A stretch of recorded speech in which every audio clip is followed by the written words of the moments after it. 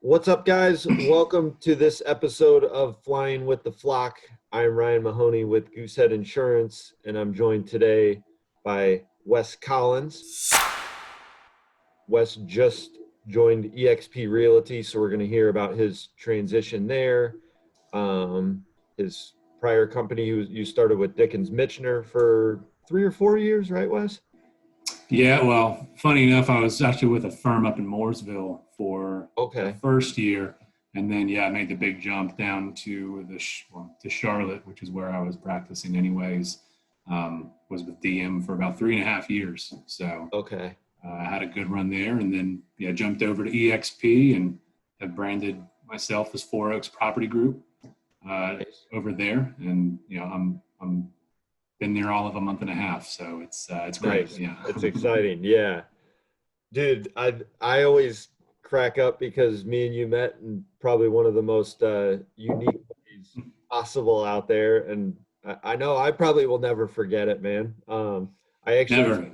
I forgot the name of the app. I have no idea what the app is, but we Yeah, joked. Tinder for friends, for That's business for friends, business. Shaper. Shaper. That's right. Yeah, yeah. Uh-huh. So Yeah. swipe left or right if you want to connect with these folks, or swipe right to connect and swipe left to not, whatever it was. But that's Yeah, pretty much what started our relationship. we both swiped right, baby. Yeah, we were vibing early, so it was That's good. It was all right. good. Well, dude, I've told you this before, man, but you were a big part of our success early on and continue to be, Wes. And we appreciate that, man, because we made our transition 3 years ago and you were there Yep. for us. So it's a pleasure to work with you and your clients, man. So um, tell us about the move to EXP. I'm sure a lot of folks could benefit from hearing your story and your thought process on that and kind of how that came about, man. Yeah, man. I was funny enough. EXP has been around here for a couple of years in the Charlotte market, and I think maybe their outlook and the way that they have gone about recruiting has changed a bit. I was actually approached by some folks with them a couple of years ago, but they just, bless their hearts, all they kept talking about was this revenue share model. And, all I thought was like, great, like a pyramid scheme, like have fun with that, Right, enjoy right. it. Um, and plus I was early on trying to just establish myself in this market, which I'm still trying to do. I think we all are to a certain extent. Yep. But actually had a buddy of mine, Kyle Bender, over at Scarlet Properties. He and I just kind of started talking. I was starting to get a little bit, I was a little unsatisfied with the traditional model. And, he had started his own firm years ago and was very successful in doing that and creating his team. And he had just brought everyone over this past September to EXP and pretty much told me everything except about the revenue The share revenue. model. Gotcha. He just said XYZ, from splits to technology to support. It was a refreshing conversation, and it was more of a hey, I care about you. This is why I did it, and this is why I think it'd be a great move for you. And not once did he say like, oh, and by the way, recruit more agents. I think if all the other things line up and make sense, then build it and they will come, right? That's right. Sort of Yeah. deal.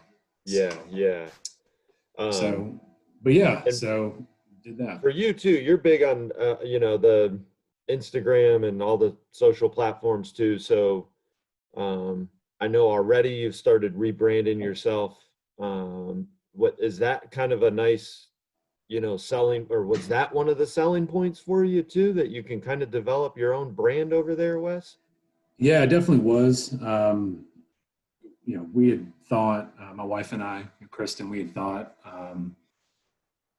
years ago, like, what's the long-term plan? I think most people, when they do business planning, maybe they go year by year, every 3-5 years. And we were kind of thinking, what's the long term? And I think for a lot of people, ourselves included, to be able to create our own firm was what we had really wanted to do. And so, the beauty of EXP is, outside, well, we got it right here, outside of the There it is. powered by or brokered by EXP, you can brand yourself however you want. And so this was just a little bit earlier in the plan, but with everything going on, COVID related, had a bunch of renovations over at the old office, and I felt pretty isolated already. And so kind of going through, why not go out on my own at this point and and start from there. So you started, give or take, about 4 or 5 years ago, man. I've seen your success over the years because I've been involved in it, obviously. But how did you get there, man? Like, what's the starting point, Wes? Like say I'm coming in brand new to real estate. Like, what's your kind of suggestions and advice for someone now? What worked really well for you? What you flop on, man? Man, there's so much trial and error in anything. I think I had the advantage of being pretty much a native Charlottean. So I've got which, I'm not a pure unicorn. I can only say that I've been here since I've been in 3rd grade, but I'll count myself as a half, like a quasi. More than most. Exactly. Yeah. So, I had a sphere here, and that was definitely helpful. And, I think everyone's going to have to find something that works well for themselves. I mean, one of the first big things that I did is I said, hey, I'm going to make a happy hour.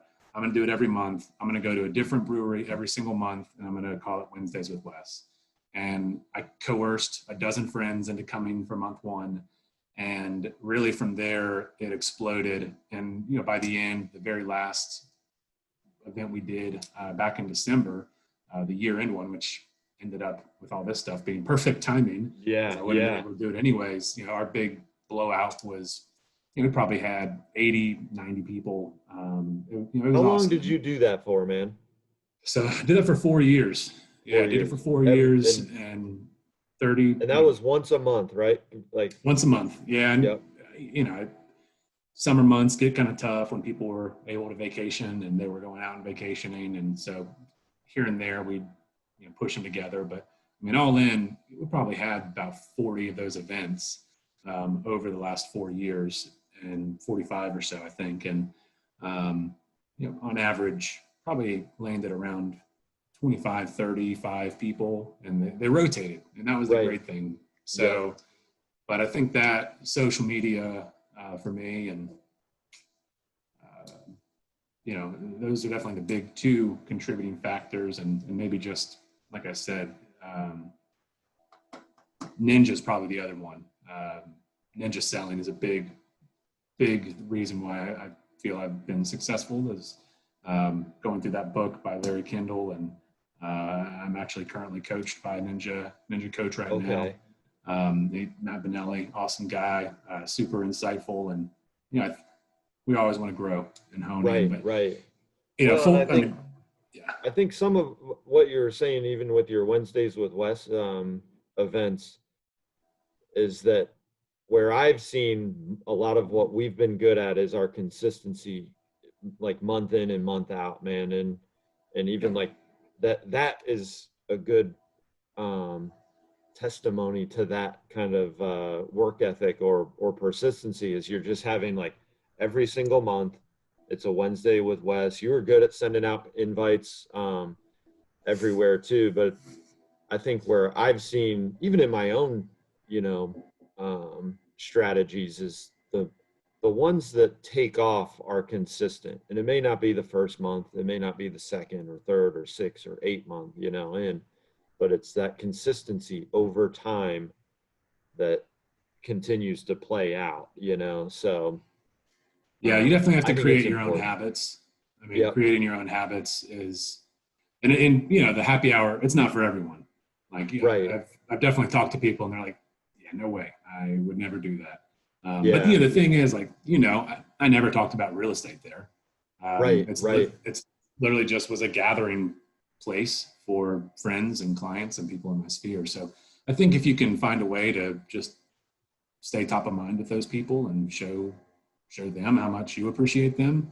I mean, I couldn't have done any of this without the folks that are supporting me. So Here's the other thing I noticed that you do well, and I think it sets you apart, man. You may or may not know it or even intentionally do it, but I hear it when you refer folks over to me, is that in your process somewhere you've built enough rapport, you've built a solid relationship with them, Wes, that it's more than a transaction, man, because by the time they get to me, or even like, when you're recommending lenders or inspectors and all this stuff, like they they trust you, man.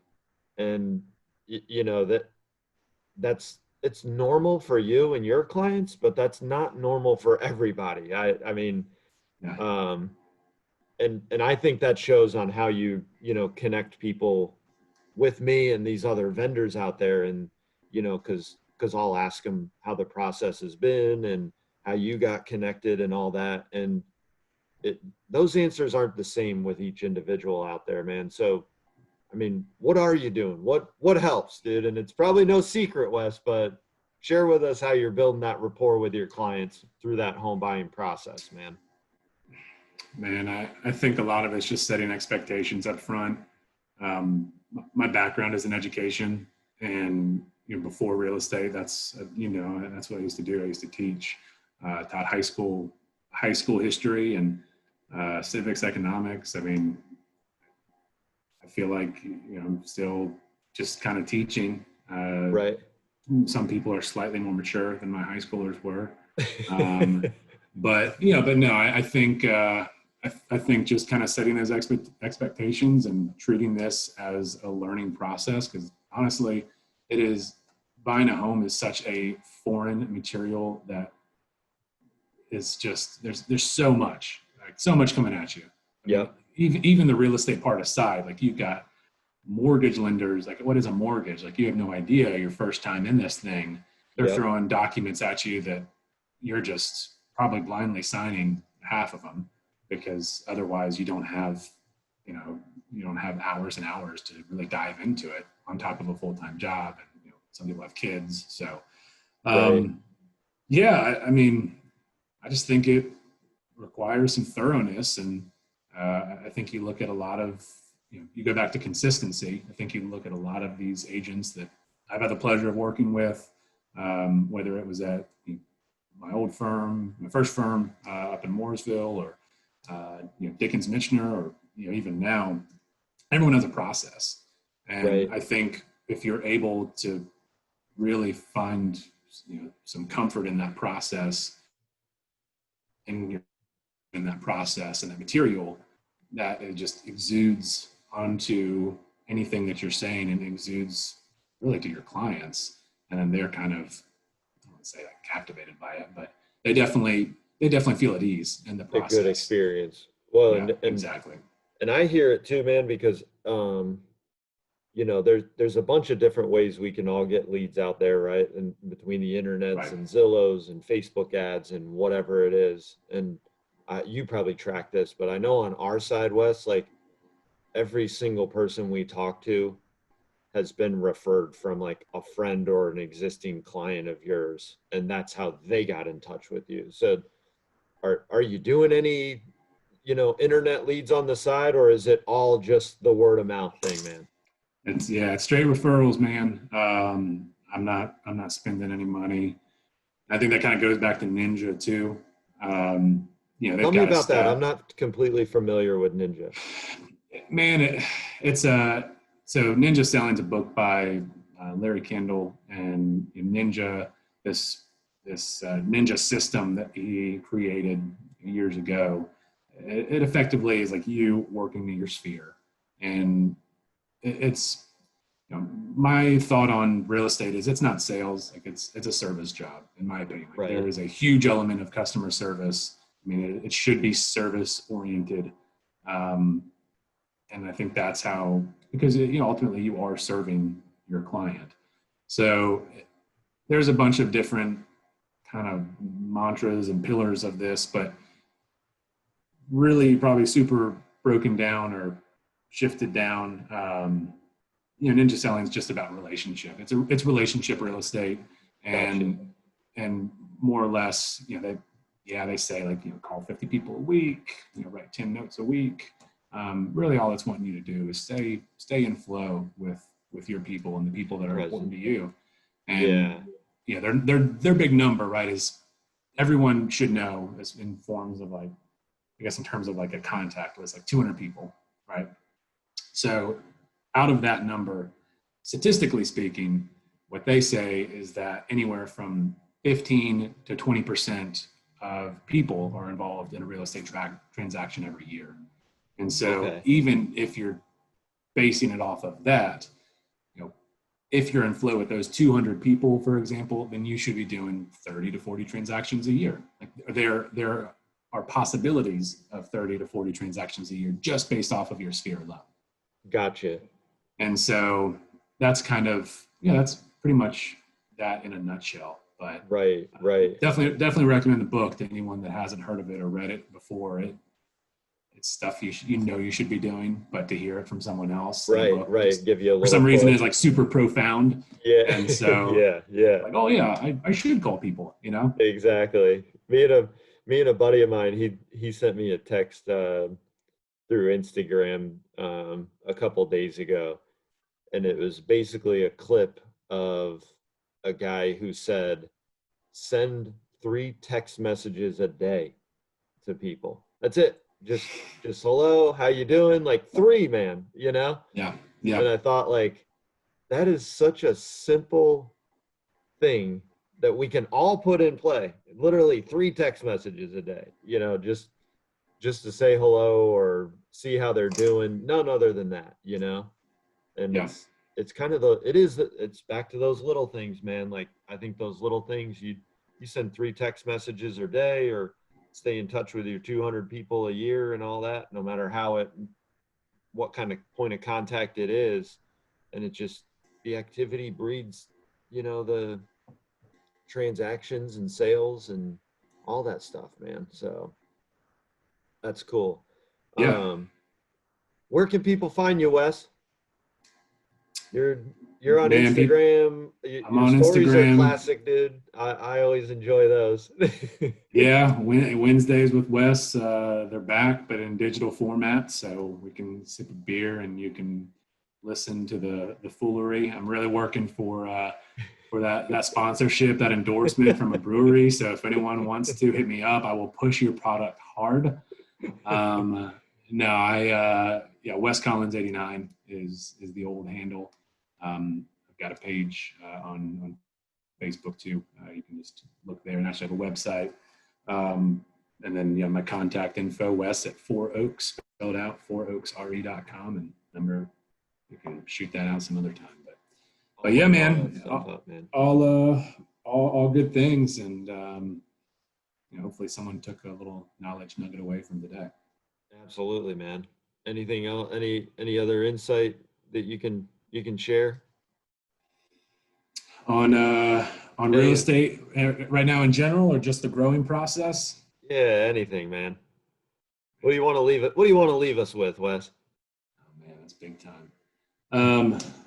Yeah, I mean, just don't get discouraged if you're out there on the real estate end. Definitely have had some failures too. But I think once you kind of find that niche and find what works for you, it may be very different from what other people do. Not much good in being just the same as every other agent anyways. So that's right. Good stuff, man. Thank you for joining me, man. I think that's a good thing to end on, is that you don't have to have the happy hour. You don't have to copy Wes or anybody else out there. Find what works for you. Do it consistently. If you're in the real estate industry and you have any questions, reach out to Wes there. I'm sure he'd be happy to share his experience even more with you.